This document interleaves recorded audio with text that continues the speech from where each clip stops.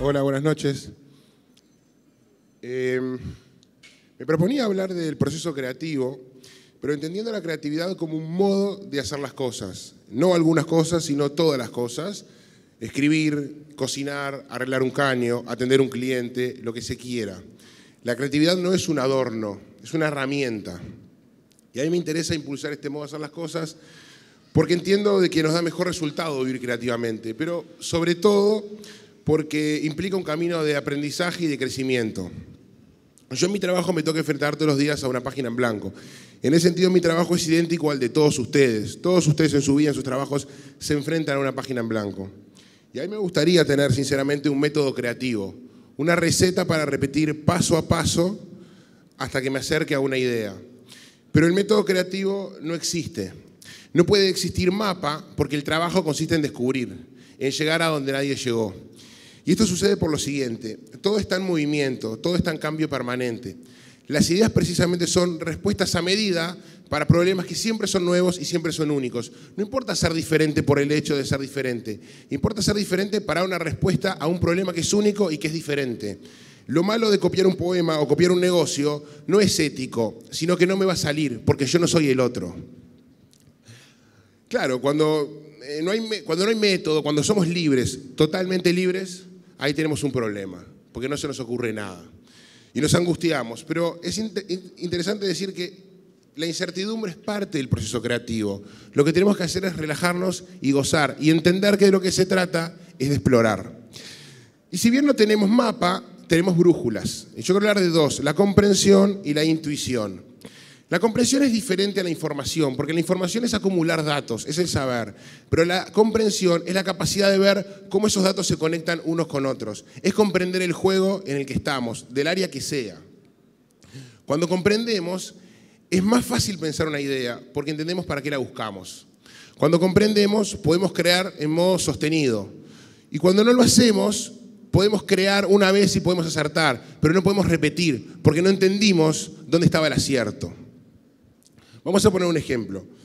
Tengo que hacer un regalo, quiero hacer algo lindo. Se me puede ocurrir pensando en la persona, se me puede ocurrir caminando por el shopping, se me puede ocurrir en la cama una mañana. La idea puede venir de un millón de maneras, de infinitos modos, pero la clave está en comprender a la otra persona, no en saber sus datos biográficos, en comprenderla de verdad, en entender qué le puede hacer feliz y qué tengo yo para darle.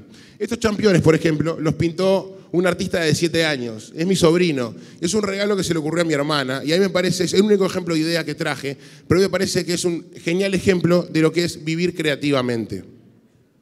Claro, entender un problema no quiere decir tener la solución, incluso a veces lo entendemos, pero no logramos hallar la solución. La respuesta a esto es que muchas veces necesitamos hacer un salto por arriba de la lógica, un giro.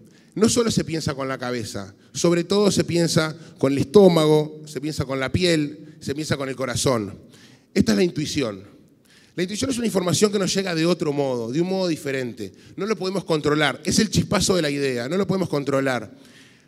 Sin embargo, tenemos que aprender a descubrirlo y confiar en él. Porque no confiamos en la intuición, pero hay que confiar. Y me gusta hablar de la intuición y no de la inspiración, porque la inspiración es el nombre de un mito por el cual se considera que la idea viene de afuera y de repente y de la nada. Y no sucede así. Nosotros pensamos en un proceso, en una sucesión de actos.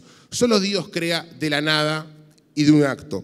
Nosotros creamos a partir de materia prueba existente y a partir de muchos actos. Esto es lo que se llama, es un proceso.